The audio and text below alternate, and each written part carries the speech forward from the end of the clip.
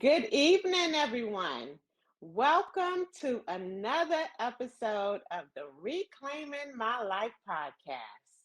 Now, tonight, do we have a show for you? We are talking about sexually frustrated. A lot of times we don't want to talk about or discuss, being in marriages and being sexually frustrated as women. Let me say, as women, most times we're hearing the men talk about, what the woman won't do or what she won't do, or the woman has a headache, or all kinds of excuses that they would say that the women have, right? Well, tonight we're going to change it up because there are some women out there that are sexually frustrated. And we want to talk about why.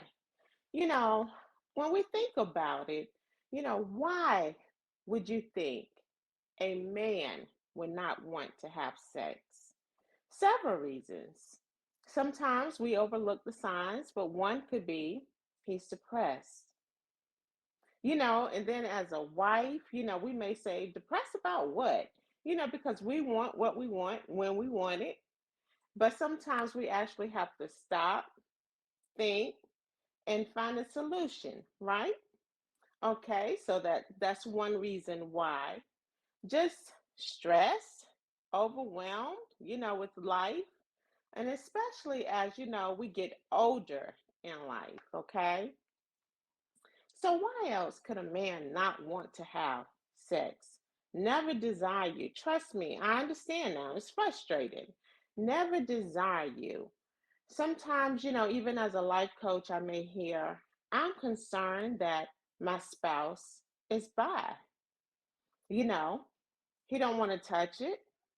He don't want no parts of it.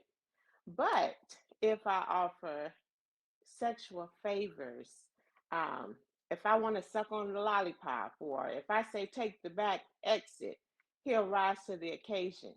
But other times it's I cannot rise to the occasion. So that's something to look at as well. There are just so many different reasons why we can be sexually frustrated and what causes our marriages to decline. No communication as to why. Why don't you desire me? It's a terrible feeling to feel undesired, to feel, your spouse don't want you anymore. I want to bring in my co-authors on here because I definitely want them to chime in. This is a very relevant topic that so many need to hear today because we don't discuss it enough. And I want to ask Dr. Tyson here, from a clinician perspective, what are your thoughts? Yes, good evening, ladies. How we doing tonight? I'm doing great, doing great. Thank God I'm not frustrated. I know, I Amen. know. Amen. So this is a grown folks show tonight. So the kiddies need to go to bed. Go to bed, Yes, kiddies. ma'am. Yes, ma'am. All right, so let's get into it. So sometimes in clinic, I do have individuals that come in and they are women. A lot of times, like you said earlier, you don't think women come in with being sexually frustrated. And one of the key things that we talk about, hey, I do think my husband is depressed. They have a Mhm. lack of interest. They're always working. They don't seem to have time.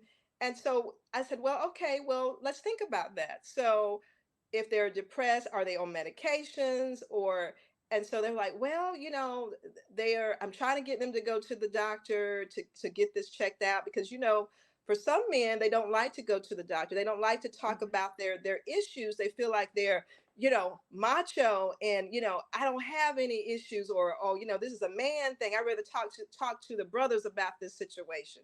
But sometimes the brothers may not have some sound advice for you, and you Right, may right. need to go and seek a professional. So now, if they are depressed, if they are on medication, so hey, well, what medications are they on? Because we do know that there are certain medications that can cause a decrease in libido.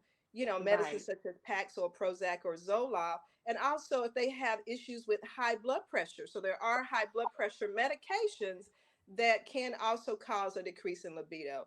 And so I Mm-hmm. always tell them, hey, have your husband to sit down and talk with their clinician and say, hey, I have this going on, and have them to do a deep dive in their medications. This doesn't mean, hey guys, quit your medications cold turkey.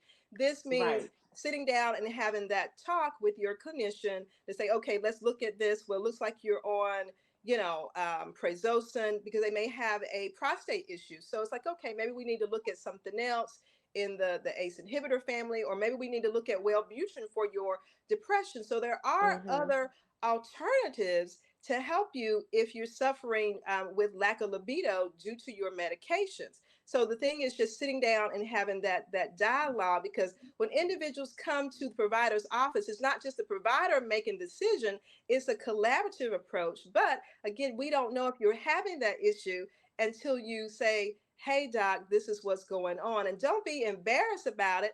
Right. Tell the clinician what's going on.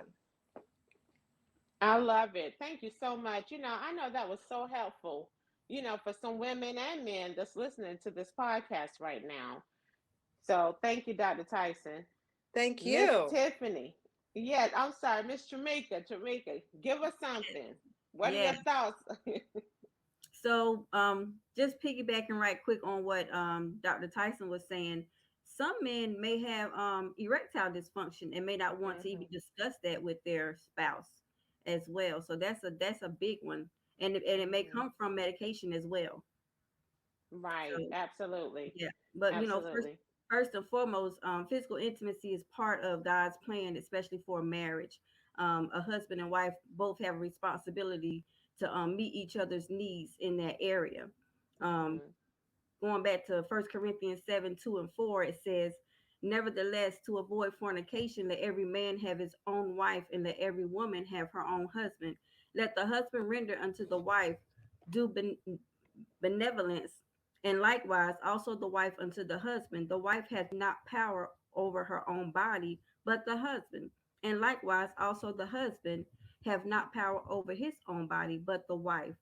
And assuming that there is no physical or medical condition that is making one of the Hmm. one or the other not be able to have sex, the only other reason that a marriage should be sexless is for a short period, and that's for fasting. That's right, honey. Yes, ma'am. That's for Yes, I love it. I yeah. love it. And sometimes, excuses. We shouldn't have excuses when it comes to our spouses. Um, whatever you need to do. Everybody do things differently. So, some people are just spontaneous. When I touch you, I want you. Some people have to schedule. We need to schedule, let's schedule. But whatever the case may be, make it happen, Hmm. because it's very important. Intimacy is very important in a marriage. And I mean, if you're in a marriage where neither of you, desire it, that's fine. But you cannot be married and say, I love you, I'm in love with you, and see your spouse unhappy or frustrated, or, because after a time, that spouse will become angry, and, then name calling will begin, Yeah. what you so desired at one time, now you're, well, I don't want that little da da da da da, Hmm. it wasn't that when you wanted it, but you're mad.